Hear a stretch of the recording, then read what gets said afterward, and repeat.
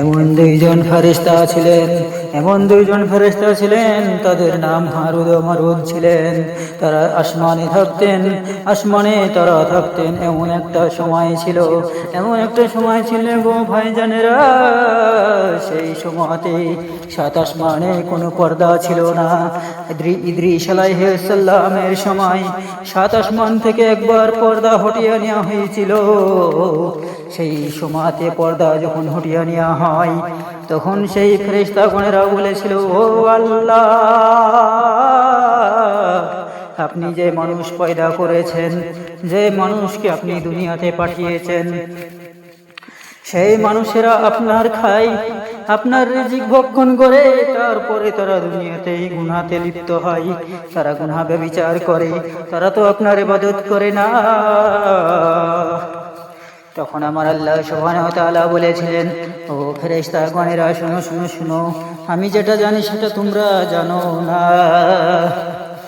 মানুষরা গুনাহ করে, মানুষদের মধ্যে এমন দুটো জিনিস দেওয়া আছে, লোভ লালসা দেওয়া আছে, হিংসা দেওয়া আছে। কিন্তু ফেরেশতাগণেরা, তোমাদের মধ্যে এই সবগুলোর মধ্যে কিছুই নেই। তারপরে আল্লাহ আরো বলেন, তোমরা কি দুনিয়াতে যেতে চাও? তাহলে বলো, তোমরা দুজন ফেরেশতা, যে কেউ দুজন যেতে যদি চাও, তোমাদের দুজনকে দুনিয়াতে পাঠানো হবে, তোমাদেরকে ওয়াদা করে যেতে হবে, দুনিয়াতে যে পাপ করবে না। তারপরে গোটা ফেরেশতাগণেরা সবাই মিলে যুক্তি বুদ্ধি করে তাদের মধ্যে দুজন দুনিয়াতে আসার জন্য রাজি হলো। সেই দুজনের নাম ছিল হারুদ ও মারুদ। তাদের দুজনের মধ্যে তাদেরকে মানুষের রূপ ছল দেওয়া হলো। তাদের দুজনের কলবে লোভ, হিংসা সবকিছু দেওয়া হলো। সবকিছু দিয়ে তাদেরকে একটি গোপন কূপে নিক্ষেপ করা হলো। সেইখানে তারা আল্লাহর ইবাদত বন্দেগী করে। তাদের এত সুন্দর চেহারা, এত সুন্দর নকশা, তাদেরকে দেখে আল্লাহর ফেরেশতার মতো লাগে, কিন্তু তারা অরিজিনালি আল্লাহর ফেরেশতা ছিলেন এবং সেখানে এসে আল্লাহর ইবাদত করতেন। তারা কোনো পাপ করতেন না, তারা কোনো পাপ কাজে লিপ্ত হতেন না। তারপরে সেই রাজ্যের নাম ছিল বেবিন রাজ্য। বেবিন রাজ্যের একদিন রাজা বলে, আমার দেশের রাজ্যের ভার তুলে দেব বিচার করার জন্য। এমন কোনো কি মানুষ আছে জীবনে তাদের পাপ নেই? তারা সব সময় আল্লাহর ইবাদতে মগ্ন থাকে। তারপরে সেই রাজ্যের রাজা, সেইখানকার বাদশাহ, তাদের যত সৈন্যবাহিনী ছিলেন, তাদেরকে নির্দেশ দিলেন যে কি এমন কোন মানুষ আছে কি, দেখো যে জীবনে পাপ করেনি। তারপরে তার কথা শুনে সেই সৈন্যগণেরা খুঁজতে ধরতে একদিন এসে পড়লো সেই কূপের কাছে। তাদের দুজনকে দেখতে পেল। তাদের দুজনের খবর পাঠানো হলো রাজার কাছে। তাদের দুজনকে ধরে নিয়ে যাওয়া হলো। তাদেরকে সেই রাজ্যের ভার দেওয়া হলো। তারা সেই রাজ্যে অনেক বছর বিচার করতেন, সহিশুদ্ধভাবে বিচার করতে এমন একটা দিন আসলেন, এক ছলনাময় নারী এসে সেই দিন বলে, ও হারুদ মারুদ, আপনারা নিশ্চয় আল্লাহর ফেরেশতা, আপনারা আমার একটা বিচার করে দিন। তো বলো মহিলা, বলো তোমার কি বিচার করতে হবে, তুমি বলো। সেই মহিলা সেই টাইমে সেইখানে বলে, আমার স্বামী আমাকে বাইরে যেতে দেয় না, আমার স্বামী আমাকে মারধর করে, আমার উপর বিচার করে। তারপরে ফেরেশতাগণদেরকে বলে, সেই মহিলা, আমার স্বামীর বিচার করুন, হয়তো আপনারা খ্রিস্টান ধর্মে আসুন, নয়তো আমার স্বামীকে মেরে ফেলুন, নয়তো আপনারা মদ পান করুন। তারপরে তখন সেই ফেরেশতাগণ বলে, হারুদ ও মারুদ, না, আমার স্বামীকে আমরা মারতে পারবো না, মানুষ মেরে ফেলা মহাপাপ, আমরা খ্রিস্টান ধর্ম যেতে পারবো না। তবে হ্যাঁ, তখন সেই মহিলা কিন্তু তাদের কৌশল ধরে ফেলে। তখন বলে, তোমরা যদি আমার কথায় রাজি হও, আমি তোমাদের সঙ্গে জেনায় লিপ্ত হব। যখন বলে, তারা দুজন কিন্তু সেই মেয়েটার প্রেমে হাবুডুবু খায়। তাদের কথায় পাগল হয়ে যায়, কিন্তু তারা মদ পান করে। সেই ফেরেশতাগণ দুজন মদ পান করিবার পরে সেই মেয়েটা তো জিনা করে, আর মেয়েটা ছলনাময়ী ছিল। সেই মেয়েটা ছলনা করে তাদের কাছ থেকে আকাশে যাওয়ার একটা মন্ত্র ছিল, কিন্তু হারুদ ও মারুত তো আল্লাহর ফেরেশতা, তারা জাদুতে পারদর্শী ছিল। জাদুর মাধ্যমে সবকিছু জেনে নিত, কিন্তু তারা জানতো যে কি তার স্বামী তার উপর বিচার করতো না, সেই মেয়েটা বেপরদায় ঘুরতো। তাই তার স্বামী তাকে বরণ করতো, বকাধোকা করতো, সেই জন্য বিচার নিয়ে এসেছে। তারপর হারুদ ও মারুত সেই মেয়েটার ছলনায় পড়ে মদ পান করে সেই মেয়েটাকে বলে দিয়েছিল আকাশে যাওয়ার মন্ত্র।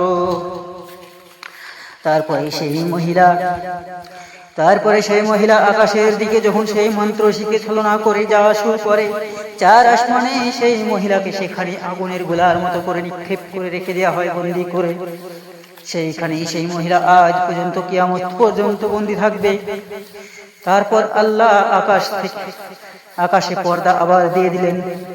আকাশে পর্দা দেওয়ার পরে ফেরেশতাগণের যখন নিশা কেটে ওঠে, ফেরেশতাগণেরা কিন্তু আকাশে যাওয়ার চেষ্টা করে, হে আল্লাহ আমরা ভুল করেছি বলে সেই আল্লাহর কাছে যখন ক্ষমা চাই, তারা তো কথা দিয়ে এসেছিল যে কি দুনিয়াতে এসে কোনদিন কোনো পাপ করবে না, তারা আল্লাহর ইবাদত বন্দেগী করে কাটাবে।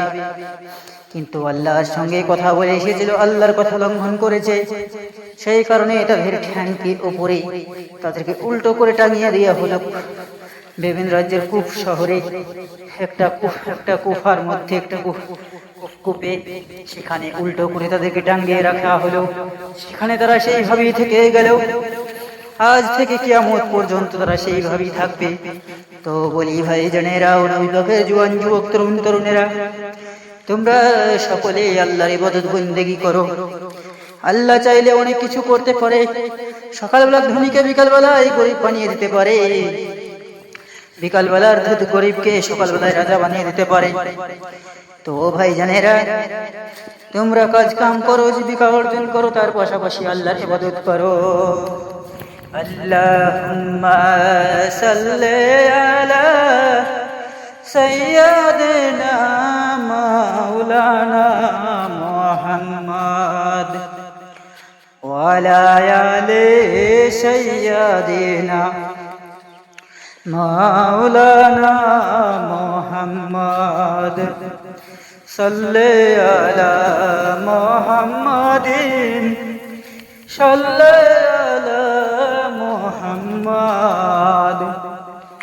हरदम ज़बान से निकालो पाक नामे मोहम्मद, हरदम ज़बान से निकालो साफियाना मोहम्मद।